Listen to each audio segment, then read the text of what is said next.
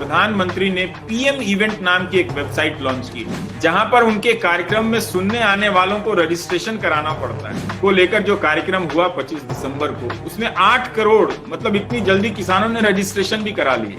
आप देख ही रहे हैं कि चुनाव में नेता अपना व्यक्तिगत मीडिया लॉन्च करता है, चुनाव खत्म होते ही वो चैनल भी गायब हो जाता है। जब 2016 के साल में माननीय ट्रंप साहब जीत कर आए और मीडिया को ही फेक न्यूज कहने लगे, क्योंकि वहां का मीडिया ये देख रहा था कि किस तरह से मीडिया के समानांतर एक आभासी मीडिया खड़ा कर फेक न्यूज का जाल बिछाया गया और चुनाव के नतीजों को जरूरी मुद्दों से भटकाकर किसी और दिशा में ले जाया गया, जिसके आधार पर नतीजे तय होते। तब कोई 200-250 पत्रकारों ने पत्र लिखा कि आप हमारे साथ इस तरह से जो धक्का मुक्की कर रहे हैं, याद रखिएगा जानकारी सिर्फ वॉशिंगटन की इमारतों में नहीं होती। हम जानकारी जुटाने के लिए अमेरिका के गांव-गांव दूर दराज में फैल जाएंगे और वहां से सूचनाएं लाकर आप तक पहुंचा देंगे। तो आप देखेंगे कि पनामा पेपर्स, ये सारे बड़े लोग जो हर देश में होते हैं, अपने पैसे को किस तरह से दूसरे देशों में खपाते हैं ताकि टैक्स ना देना पड़े और उनके पास पूंजी जमा होती चली जाए। तो पनामा पेपर्स के नाम से इसका एक रहस्योद्घाटन किया गया। तो ICIJ, international Consortium of Investigative Journalist, ये एक संस्था है। इसने दुनिया भर के 370 पत्रकारों को जुटाया और 1 करोड़ दस्तावेजों की पाठ की। आप देख पाएंगे कि कैसे सूचनाओं पर पत्रकारों के अधिकार को या पत्रकारिता के पेशे के अधिकार को खत्म किया जा रहा है। सरकार और उसके दबाव में काम करने वाले टेक्नोलॉजी संस्थान, नए नए भीमकाय टेक्नोलॉजी ग्लोबल संस्थान आ गए हैं, जो सूचनाओं को पत्रकार और संपादक की निगरानी और प्रक्रिया से झटक कर हड़प लेना चाहते हैं और उसे अपने हित में मैनिपुलेट कर वायरल कराना चाहते हैं। आप जब संस्थानों में जाएंगे और अगर संपादक नाम की संस्था वहां बची होगी, तब आपको पता चलेगा कि एक खबर को लिखने के लिए कितनी हाँ ना की प्रक्रियाओं से, काट छांट की प्रक्रियाओं से गुजरने की जरूरत होती है। वो सारी चीजें अब खत्म की जा रही हैं, क्योंकि अंत में उसका दायित्व संपादक पर आता है। लेकिन अब उसे विस्थापित कर ये फेसबुक हो या फिर या यूट्यूब हो, वो सब लेना चाहते हैं और वो इन दायित्वों से मुक्त हैं। आप जिस तरह से संपादक की आलोचना कर सकते हैं, फेसबुक और जो यूट्यूब है, इस तरह के जो टेक्नोलॉजी ब्रॉडकास्टर हैं, प्रकाशक हैं, वो सब एक तरह से अब मुक्त हो चुके हैं। तो आपको ये चीज समझना है कि सदियों और दशकों के मेहनत के बाद पत्रकारों ने पाठक की जो पीढ़ी तैयार की, उन पाठकों को तेजी से अब बदला जा चुका है। टेक्नोलॉजी संस्थान वायरल करने की एक क्रूर क्षमता से लैस है, जो आगे चलकर मैं बताऊंगा कि किस तरह से आपके भीतर के पूर्वाग्रहों को एक खुराक बनाकर उसके खुराक के हिसाब से खबरें गढ़ी जाती हैं। तो आपकी मेहनत से लाई गई, बनाई गई, खोजी खबरें बहुत जरूरी होती हैं, लेकिन वो खबरें वायरल नहीं हो पाती हैं और ये टेक्नोलॉजी संस्थान अपने एल्गोरिदम की तरह तरह की विधियों से उसके फैलने की क्षमता को रोक देते हैं, संकुचित कर जाते हैं। और आपके आसपास फेक न्यूज का सैलाब इतना बड़ा हो जाता है, झूठ इतना फैल जाता है कि तथ्यों और सही सूचनाओं से लैस खबर जहां है वहीं पर दम तोड़ देती है। इस प्रक्रिया के बारे में जब मैं एक डॉक्टर मित्र से बात कर रहा था, तो उन्होंने एक उपमा दी और कहा कि समंदर में चारों तरफ पानी ही पानी दिखता है, मगर एक बूंद पीने के लिए नहीं होता है। तो इसी समंदर में एक और उपमा भी दी जा सकती है कि इसी खारे पानी और उसके तूफानों को महान नाविकों ने कभी साध लिया था और दुनिया को खोज डाला, जोड़ डाला। इसका मतलब है कि पत्रकारों की जरूरत है। नाव कैसी होगी इस पर सोचना है, इसके लिए मेहनत करनी है, और नाविकों की पीढ़ी कैसी होगी इस पर भी। बगैर उच्च क्षमता वाले उच्च क्षमता से लैस नाविकों के आप बहुत बेहतरीन नाव को भी खारे पानी में या सादे पानी में भी डुबो सकते हैं। तो ये नौबत ना आए, इसलिए बहुत जरूरी है। इसलिए पत्रकारिता संस्थान की संभावना पर बात करते हुए आप या कोई भी सिर्फ पत्रकारिता की बात नहीं कर सकते हैं। चीजें इतनी बदल गई हैं। पत्रकारिता का कोई भी सवाल आप देखिए तो वो लोकतंत्र के व्यापक सवालों से जाकर टकराता है, आपके नागरिक और स्वतंत्र नागरिक होने के सवालों से जाकर टकरा जाता है। उसके नहीं होने की सूचना का यही मतलब है कि आप स्वतंत्र नहीं रहे। उसके होने की सूचना का यही मतलब है कि आप अब भी स्वतंत्र हैं, चाहे सत्ता या ताकत किसी और के हाथ में क्यों ना हो, आपके हाथ में कुछ भी ना हो, लेकिन एक सही स्रोत से, सही माध्यमों से पहुंचने वाली सूचना की प्रक्रिया या माध्यम बचा हुआ है। ये आपके नागरिक होने का और लोकतंत्र में जीवित होने के आश्वासन का सबसे बड़ा प्रमाण है कि आपके मुल्क में या दुनिया में कहीं भी पत्रकारिता कितनी स्वतंत्र है। तो इसलिए इसका जो ये जिन सवालों से टकराता है ये पेशा, ये सिर्फ कोर्स पूरा करने वाला विषय नहीं है, और ना केवल पेशा और उसमें जाकर अपनी आजीविका के लिए, अपने कैरियर की उन्नति के लिए करने वाला पेशा नहीं रह जाता है। हालांकि ये दोनों तत्व उसमें होते हैं, होने भी चाहिए, लेकिन एक नहीं चाहते हुए भी आप बगैर किसी संरक्षण के एक बहुत बड़ी जवाबदेही को अपने आप ढोने लगते हैं जिस दिन आप पत्रकार बन जाते हैं या पत्रकारिता के छात्र बन जाते हैं। दुनिया भर में आप देखिए कि लोकतंत्र के संकट के पीछे नव तानाशाह मीडिया की सवारी कराते हैं और आते ही मीडिया को खत्म करने लगते हैं। लेकिन एक और चीज वो करते हैं कि उसके समानांतर अपना मीडिया का तंत्र बुनने लगते हैं। एक छोटा सा उदाहरण देना चाहता हूं। प्रधानमंत्री ने पीएम इवेंट नाम की एक वेबसाइट लॉन्च की है, जहां पर उनके कार्यक्रम में सुनने आने वालों को रजिस्ट्रेशन कराना पड़ता है। अभी किसानों को लेकर जो कार्यक्रम हुआ 25 दिसंबर को, उसमें 8 करोड़, मतलब इतनी जल्दी किसानों ने रजिस्ट्रेशन भी करा लिए। तो ये सारी चीजें हमारे आसपास हो रही हैं। इन सारी चीजों को के अच्छे या बुरे नतीजे को समझे बगैर आप पत्रकारिता में या लोकतंत्र में होने के मकसद को आप पूरा नहीं कर सकते हैं। आप देख ही रहे हैं कि चुनाव में नेता अपना व्यक्तिगत मीडिया लॉन्च करता है, चुनाव खत्म होते ही वो चैनल भी गायब हो जाता है। लगेगा आपको कि नेताओं ने मीडिया और सूचनाओं के संग्रह के सारे जरियों को खत्म कर और उसके प्रसार पर अपना एकाधिकार कायम कर लिया है, टेक्नोलॉजी संस्थानों और बहुत तरह के आईटी सेल की प्रक्रियाओं की मदद से। लेकिन यहां पर आपको 2 चीजें बताना चाहता हूं कि ये सही भी है और लगता भी है, लेकिन यही एक तस्वीर नहीं है।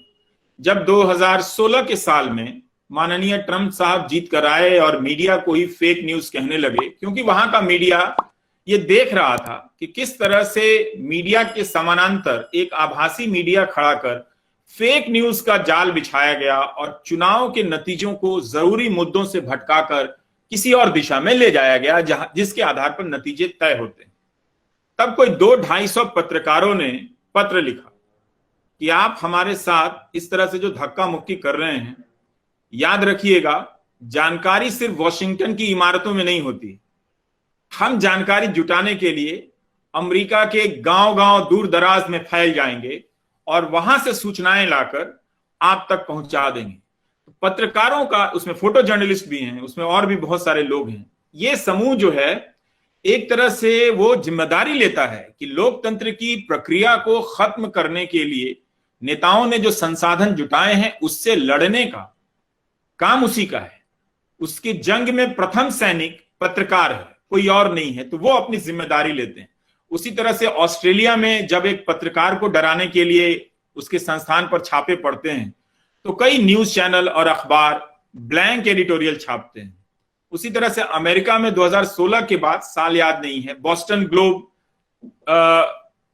कई छोटे छोटे अखबार मिलकर और बड़े अखबार मिलकर एक ही प्रकार की संपादकीय, अलग अलग उसमें भावनाएं एक हैं, लेकिन अलग अलग तरह की पत्रकारिता की स्वतंत्रता, उसके महत्व को लेकर कई 100 अखबारों में लिखे जाते हैं। भारत में इंतजार है, जो भारत इस बात का दम भरता है कि वो दुनिया का सबसे बड़ा लोकतंत्र है, लेकिन जब लोकतंत्र पर चुनौतियां आई तो उसके विरासती लेगेसी मीडिया संस्थान ये काम नहीं कर पाए। तो इसलिए वो खत्म हो रही तस्वीरें हैं, तो यहां से चुनौतियां जो मिल रही हैं उन तस्वीरों को भी आपको देखना है। एक पनामा पेपर्स के बारे में आप जब विद्यार्थी गूगल जब आप सर्च करेंगे तो आप देखेंगे कि पनामा पेपर्स, ये सारे बड़े लोग जो हर देश में होते हैं, अपने पैसे को किस तरह से दूसरे देशों में खपाते हैं ताकि टैक्स ना देना पड़े और उनके पास पूंजी जमा होती चली जाए। तो पनामा पेपर्स के नाम से इसका एक रहस्योद्घाटन किया गया। तो ICIJ, International Consortium of Investigative Journalist, ये एक संस्था है। इसने दुनिया भर के 370 पत्रकारों को जुटाया और 1 करोड़ दस्तावेजों की पाठ की। मैं खुद अपने काम में रोजाना कई चुनौतियों का सामना करता हूं और उनमें प्रमुख चुनौतियां हैं कि बहुत सारे डेटा को समझना और कानून के संदर्भ में कॉरपोरेट घरानों की हेराफेरी को समझना, ये एक अलग कौशल की मांग करता है। कई बार लगता है कि काश मेरे पास ये कौशल होता, लेकिन सबके पास ये कौशल नहीं हो सकता है, भले ही आप कितना अच्छा पत्रकार हो। तो इस कंसोर्टियम आईसीआईजे ने क्या किया कि 370 पत्रकारों को जुटाया और उनमें अलग अलग स्किल के लोग थे, जो कंपनी के डॉक्यूमेंट को पढ़ सकते थे।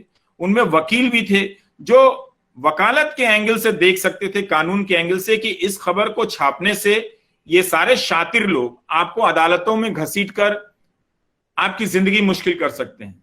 तब फिर क्या होगा कि संस्थान जो है वो उस खबर को छापने से डरेगा। और अब चूंकि संस्थानों के जोखिम बहुत बड़े हो गए हैं, उन पर हमला या नियंत्रण संपूर्ण हो चुका है, मैं भारत के ही संदर्भ में बात कर रहा हूं, तो मुमकिन है कि वो साहस नहीं जुटा सकते।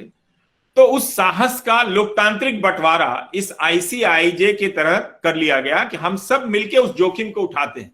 देखिए, ये ग्लोबल अलायंस बन रहा है और इसी तरह के मौकों के लिए आप लोगों को आगे आकर तैयार रहना है, अलग अलग स्किल से अपने आप को लैस करना है कि आप सामना कर सकेंगे और इसकी लड़ाई लड़ेंगे। और उस खोजी पत्रकारिता के कारण पनामा पेपर्स की खबरें आई, भारत में चीजें दबा दी गईं, लेकिन फिर भी जांच के नाम पर कुछ बातें आगे बढ़ी। कई देशों में हुक्मरानों पर बहुत सारे नैतिक संकट आए, पाकिस्तान में भी बड़ा बवाल हुआ है इसको लेकर। तो एक तरह से एक वैश्विक संगठन पत्रकार मिल गए। और तो आप ये देख सकते हैं कि पत्रकारिता के खतरे बढ़ गए हैं, लेकिन उन खतरों को बांटने के लिए और उनका सामना करने के लिए नए नए मॉडल भी आ रहे हैं। भले ही आपको या हमको या किसी को उसमें करियर या आर्थिक सुरक्षा की गारंटी नहीं है या आश्वासन नहीं है, लेकिन भविष्य की बुनियाद फिर से रखी जा रही है, पत्रकारिता के भविष्य की। और भारत में ही देखिए कितने प्रकार के नए नए संस्थान आए। उनके पास संसाधन इस वक्त कम है, लेकिन वे कम संसाधनों के बाद भी पत्रकारिता के होने के महत्व को बचाए हुए संजीवनी देने का काम कर रहे हैं। अमेरिकी प्रेस जो ज्यादा स्वतंत्र था भारत की तुलना में, वो इन दोनों के आने से उसके संसाधन बहुत कम हुए और अमेरिका में हजारों की संख्या में पत्रकार निकाल दिए गए, हजारों की संख्या में बहुत सारे लोकल अखबार बंद कर दिए गए। लेकिन फिर भी कुछ संस्थान बचे रहे जो इसे लेकर फेक न्यूज के प्रपंच को और टेक्नोलॉजी संस्थानों की भूमिका को लेकर अभियान चलाते रहे। उसका नतीजा निकला, 4 साल लग गए। उसका नतीजा ये निकला कि ट्विटर को अमेरिकी चुनाव में आकर अपने ही राष्ट्रपति को के नीचे, ट्वीट के नीचे लिखना पड़ा कि यह झूठ है या इसकी पुष्टि अभी नहीं हुई है। यह होता है लोकतंत्र के दायरे में या समाज में बनने वाले संस्थानों पर जनता का दबाव। भारत में आप जानते हैं कि किन उद्योगपतियों का मीडिया संस्थानों पर कब्जा हो गया है। जनता दबाव बना रही है, लेकिन अभी उसका असर नहीं दिखा है। और थोड़ा सा दिखा है कि ट्विटर ने फिर बाद में जो बीजेपी के आईटी सेल के प्रमुख हैं, उनके ट्वीट को रेखांकित किया कि ये अपुष्ट है और ये देखना बाकी है कि ये एक प्रक्रिया के तहत वो कर पाता है कि नहीं कर पाता है, उसमें साहस है कि नहीं है, या फिर उसे, मेरी राय में उसे ये साहस लेना चाहिए ताकि जब उसे देश छोड़कर जाने के लिए कहा जाए तो पता चल जाए कि किसी का इरादा क्या है, वो उसे भगाने वाला एक्सपोज हो जाएगा। तो ये, और इसकी शुरुआत देखिए कि कैसे दुनिया भर की नजर भारत की पत्रकारिता पर है। इंग्लैंड की जो नियामक संस्था है उसने रिपब्लिक चैनल को दंडित किया है हिंसक बातों को फैलाने के लिए। जिन हिंसक बातों को भारत में निरंतर फैलाया गया, उसके लिए वो दंडित होता है, वो चैनल जाकर इंग्लैंड में। तो इसलिए इन चीजों का अध्ययन के लिए एक संस्थान की बहुत जरूरत हो गई है। आपके छात्र जीवन के साथ साथ उसको बेहतर करने के साथ साथ इन चीजों को समझ पैदा करने के लिए बहुत जरूरत होगी। मैं चाहूंगा कि ये यूनिवर्सिटी अब यहां से ये रिसर्च आए कि मार्च और अप्रैल के महीने में कोरोना को तबलीग से जोड़ा गया ताकि एक सांप्रदायिक माहौल बनाया जाए और आम सब्जी वालों फल वालों की जिंदगी को खतरे में डाला जाए और फिर उसे टीवी पर डिबेट के रूप में उपलब्ध कराया जाए। और गोदी मीडिया ने कितनी हजार खबरें छाप दी। क्या हम पत्रकारों के पास ऐसे रिसर्च के टूल हैं, उपकरण हैं, या ऐसे उपकरणों तक पहुंचने की समझ है? इसीलिए मैं कह रहा था कि भविष्य की चुनौतियों के लिए आपको या हम सबको फिर से नए तरीके से तैयार करने की जरूरत है। लंबा सफर है, लेकिन इस वक्त YouTube पर व्यक्तिगत पत्रकारों का हुजूम दिखने लगा है। कई लोग जो कार्टूनिस्ट हैं, जो कॉमेडियन हैं, वो अपनी रचनात्मकता से चुनौती दे रहे हैं। तो एक तरह से जनता ने वो काम ले लिया है जो पत्रकारों को करना चाहिए था। इसी से पता चलता है कि संघर्ष के द्वीप अभी बचे हुए हैं और लोग कर रहे हैं, उनका असर हो रहा है। भले ही व्यापक तौर पर कोई ठोस नतीजा सामने ना हो, लेकिन कुछ ना कुछ हो रहा है, ये हम सबको समझने की जरूरत है। ये इनमें से ज्यादातर वो लोग हैं जो टेक्नोलॉजी को, उसके एल्गोरिदम के मैनिपुलेशन को, इन सब को समझ पा रहे हैं और वो तभी ये कर पा रहे हैं। तो इसलिए आपको बिल्कुल नए तरीके से तैयार होना है, क्योंकि जो टेक्नोलॉजी संस्थान हैं दुनिया के, उन्होंने सत्ता और बाजार उन लोगों के साथ एक गठजोड़ किया है। ये वो लोग हैं जिनके पास दुनिया की 70% संपत्ति आ गई है। ये 1% लोग हैं और इस 1% के मकसद को पूरा करने के लिए ये सारा खेल हो रहा है। और इसी के तहत एक फाइनल प्लान, अंतिम योजना लॉन्च कर दी गई है। यह अंतिम योजना ये है कि लोकतंत्र की आभासी वर्चुअल भावना तो बनी रहे, उसकी मौजूदगी बनी रहे। नहीं, डेमोक्रेसी है क्योंकि चुनाव होता है, मगर वास्तविक लोकतंत्र को खत्म कर दो। तो हमारा और आपके काम के पेशे का जो मूल बात है वो है ट्रस्ट, और ये पत्रकारिता के लिए बहुत जरूरी है। और इसी से आप पाठक से रिश्ता बनाते हैं, और इसीलिए पत्रकारिता के सभी टैगलाइन में विश्वास के पर्यायवाची शब्दों का खूब इस्तेमाल होता है। अब कोई ऐसा शब्द बचा नहीं होगा जिसका इस्तेमाल ना हुआ हो किसी अखबार के टैगलाइन में। तो आप देखेंगे कि एक तरह से भारत हो या अमेरिका हो, अब इस ट्रस्ट को विस्थापित कर अविश्वास की पत्रकारिता शुरू की गई। ये अविश्वास की पत्रकारिता क्या है?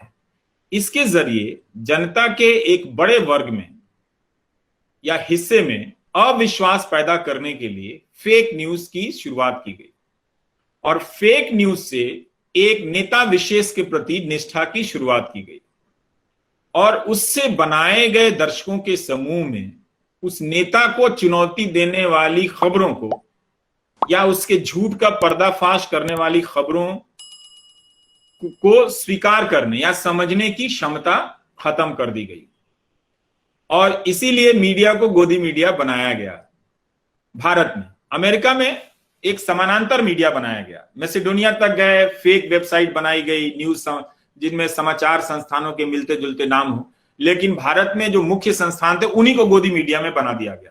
तो आप संभावनाओं से भरे हुए एक दस्ते के रूप में मैं आपको देख रहा हूं। आपका फिर से स्वागत करता हूं। बहुत बहुत शुक्रिया आप सभी का। इस खबर को अभी लाइक करें, शेयर करें, अभी चैनल को सब्सक्राइब करें और घंटी जरूर दबाएं।